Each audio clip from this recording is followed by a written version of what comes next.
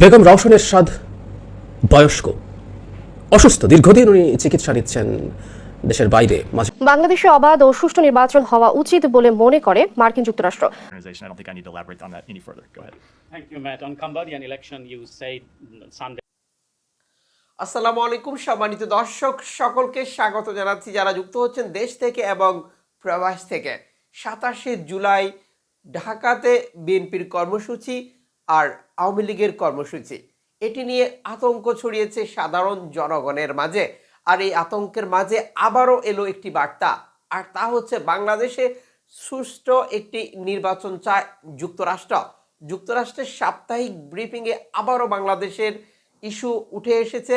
আমরা দেখাবো আপনাদেরকে সেই ভিডিও ফুটেজটি, কি আলোচনা হয়েছিল, কি প্রশ্ন করা হয়েছিল আর কি উত্তর দেওয়া হয়েছে যুক্তরাষ্ট্র থেকে। কাজেই রাজনীতির বিশ্লেষণ বা বাংলাদেশের খবরাখবর যারা রাখেন তাদের জন্য আজকের ভিডিওটি ভীষণ গুরুত্বপূর্ণ। স্ক্রিনে দেখতে হবে সম্পূর্ণ ভিডিওটি। তার আগে সকলকে অনুরোধ করব এই ধরনের তথ্য ইনফরমেশন প্রতিদিন এই চ্যানেলটি থেকে দেখতে এখনই ভিডিওতে একটি লাইক দিন, আপনার মতামত কমেন্টস করে জানান এবং এই ভিডিওটি সর্বোচ্চ সংখ্যক শেয়ার করুন। চলুন স্ক্রিনে। বাংলাদেশে অবাধ ও সুষ্ঠু নির্বাচন হওয়া উচিত বলে মনে করে মার্কিন যুক্তরাষ্ট্র। বাংলাদেশ কোনো আলাদা রাজনৈতিক দলের পক্ষে যুক্তরাষ্ট্র অবস্থান নেবে না বলেও জানিয়েছে ওয়াশিংটন। সোমবার I don't think I need to elaborate on that any further. Go ahead. Thank you, Matt. On Cambodian election, you said Sunday is neither free nor fair. So, and you impose visa restrictions. So, would you please little bit elaborate that who will be under this visa restriction? Obviously, it was not an election; it was sort of selection. Obviously, the visa. I didn't understand. Obviously, So, you I heard the first part. Yeah, I just didn't catch the last Cambodia. sentence. So, who will be under this visa restriction?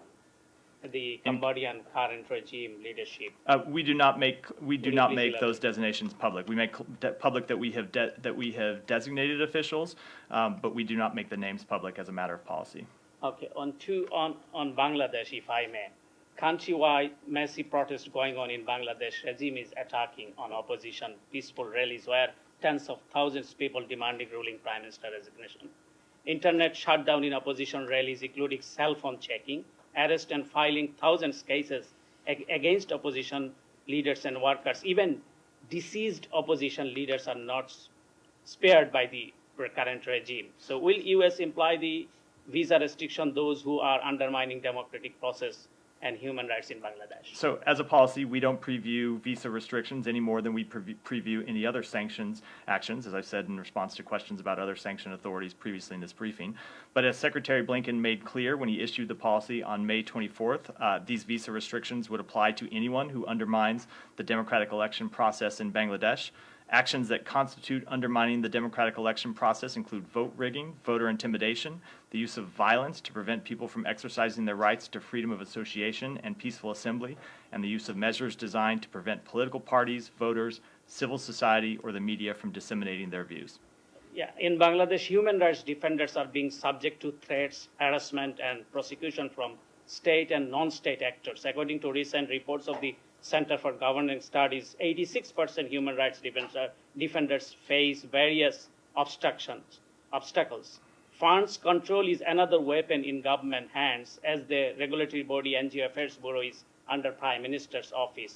So many international aid recipients organizations have been affected. Right workers are not getting their paychecks, as I heard from the ground. Do you think it is concerning for the US as the largest development partner of Bangladesh?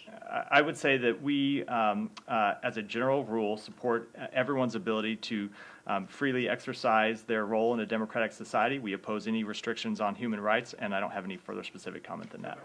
Yeah, go ahead. In 2018, there's a lot of people in the room today, so.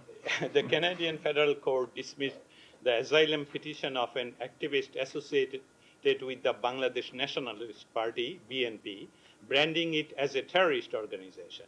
It's also worth noting that the political observer in Bangladesh say that the BNP has a history of engaging in political violence, particularly in the national election in 2014. At that time, the BNP demanded an election under a caretaker government, which was earlier ruled unconstitutional by the Supreme Court of Bangladesh. As Bangladesh approaching its next national election, the ruling party has accused the BNP of attempting to initiate violence against by advocating for the reinstatement of the unconstitutional election-time government.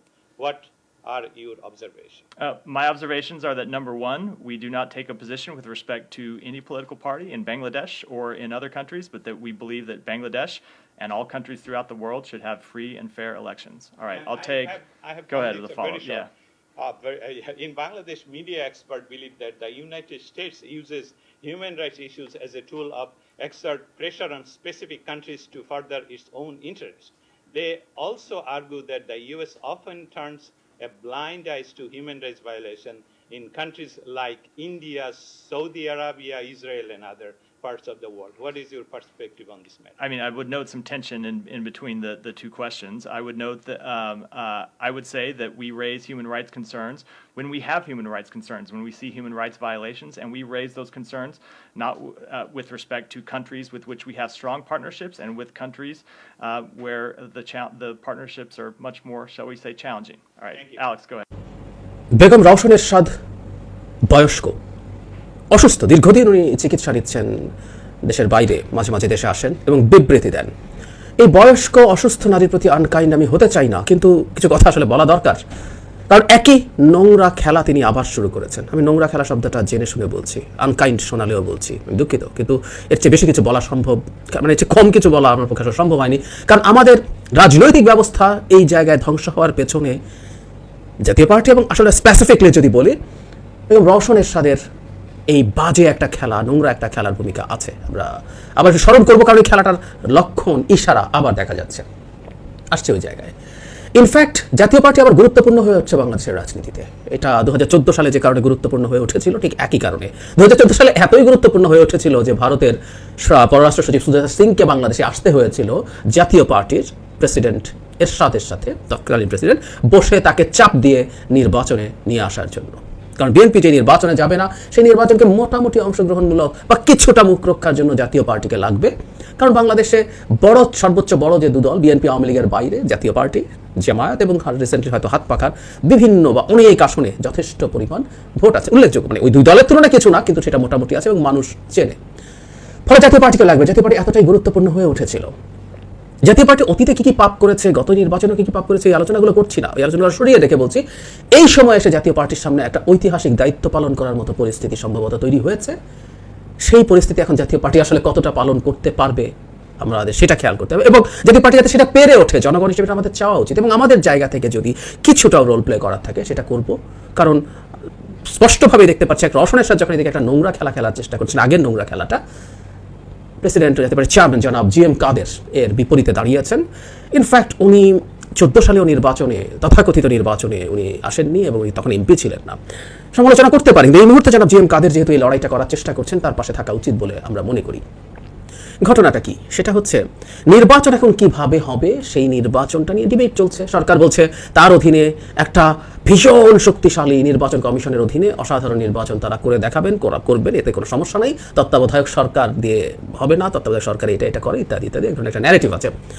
দীর্ঘদিন থেকে জনাব GM কাদেরকে আমি দেখছি উনি এটার বিরুদ্ধে কথা বলছেন, এবং সর্বশেষ একটা বক্তব্যে আমি দেখলাম উনি একদম ক্লিয়ারলি বলছেন সংবিধান অনুযায়ী বর্তমান সরকারের অধীনে সুষ্ঠু নির্বাচন সম্ভব নয়। উনি একদম ক্লিয়ারলি এই কথাটা বলে দিচ্ছেন, খুব ক্লিয়ারলি, এবং ওই বক্তব্যে দেখিয়েছেন যে সংবিধানের ভেঙে আমরা কতবার কত নির্বাচন করেছি।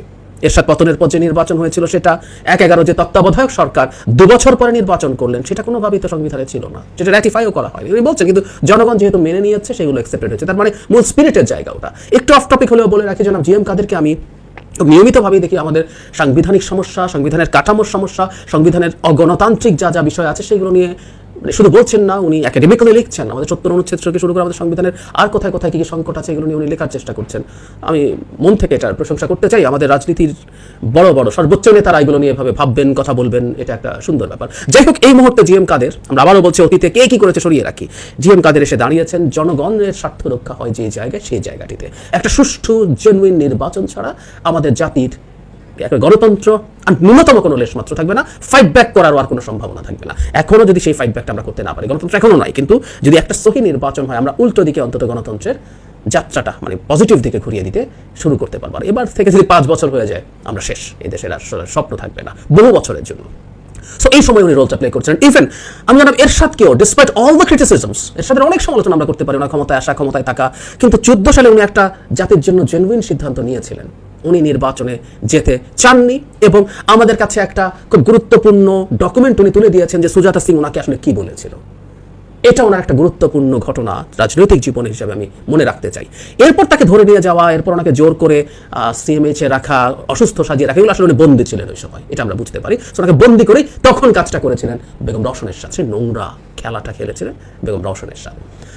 একটা মানুষ এত অসুস্থ, একটা মানুষ বয়স হয়েছে, তারপরও না তার ওই শয়তানিটা, ওই নোংরা খেলাটা থেকে উনি সরে আসছেন না। দুঃখজনক, আমি আবারও দুঃখিত এই ধরনের ঘটনার মধ্যে বেরোচ্ছে, কিন্তু উপায় নেই, কারণ একটা জাতির ভবিষ্যৎ ভাগ্য নিয়ে উনি খেলছেন। রওশনের সাথে একটা স্টেটমেন্ট দিয়েছেন যে নোংরা খেলাটার কথা শুরুতে বলেছিলাম, যেহেতু জি এম কাদের ওনার বা সরকারের খেলার অংশ না, এবং জানাব জি এম কাদের সরকারের খেলার অংশ না বলে সরকার নানা ঝামেলা করেছে। আমাদের মনে থাকার কথা, সংসদীয় দল শুধুমাত্র 2 জন ছাড়া, রওশনের সাথে এবং তার সন্তান সাদের সাদ ছাড়া আর প্রত্যেকে চিঠি দিয়ে স্পিকারকে জানিয়েছিলেন তারা সংসদ নেতা হিসেবে জানাব জি এম কাদেরকে চান। এটাই যথেষ্টের বেশি। আজও তো সেটা করা হয়নি। কেন করা হয়নি আমরা বুঝি। মামলা হয়েছে জানাব জি এম কাদেরের বিরুদ্ধে, তাই না? মামলা হয়েছে, মামলা করার পর উনি সেই দায়িত্ব পালন করবেন কি করবেন না, ইতিহাসে আমাদের এই ঘটনা ঘটে নাই। উনি অবৈধভাবে দায়িত্ব পালন করছে, তার হাত থেকে ক্ষমতা তুলে নেওয়ার জন্য। সুতরাং আমরা বুঝতে পারবো এই সরকার যার বিরুদ্ধে যাচ্ছে চোখ বন্ধ করে ধরে নেন সেই মানুষটা জনগণের পক্ষে আছে। সুতরাং জাতীয় পার্টির মধ্যে জি এম কাদেরকে সংসদের নেতা বানানো হয় নাই, তাকে সরিয়ে দেওয়ার বা তার দায়িত্ব কেড়ে নেওয়ার চেষ্টা করা হচ্ছে, এই জিনিসগুলো প্রমাণ করে উনি সঠিক পথে আছেন। যাই হোক, যেটা বলছেন রওশনের সাথে এই 2-3 দিন আগে আবার স্টেটমেন্ট দিয়েছেন। উনি যেহেতু বিরোধী দলীয় নেতা, ওনার এখনো সেরকম একটা জায়গা আছে। জাতীয় সংসদের বিরোধী দলীয় নেতা বেগম রওশনের সাথে বলেছেন, সাংবিধানিক ধারা মেনে আগামী 12 জাতীয় সংসদ নির্বাচন অনুষ্ঠিত হবে। আর সেই নির্বাচন হবে একটি স্বাধীন ও শক্তিশালী নির্বাচন কমিশনের অধীনে। নির্বাচনকালীন সরকার শুধু কমিশনকে সহায়তা করবে, ওই নির্বাচনেই অংশ নেবে জাতীয় পার্টি। 19 জুলাই স্টেটমেন্টটা দিয়েছেন। তিনি আরো বলেন, সুষ্ঠু নিরপেক্ষ গ্রহণযোগ্য নির্বাচন করতে তত্ত্বাবধায়ক সরকারের প্রয়োজন হয় না। নির্বাচন কমিশনই পারে সবার কাছে গ্রহণযোগ্য অংশগ্রহণমূলক ভোট গ্রহণ সম্পন্ন করতে। অস্থায়ী সরকার বা তত্ত্বাবধায়ক সরকার যাই বলা হোক না কেন, কোনো অসাংবিধানিক সরকারের অধীনে নির্বাচন চায় না জাতীয় পার্টি।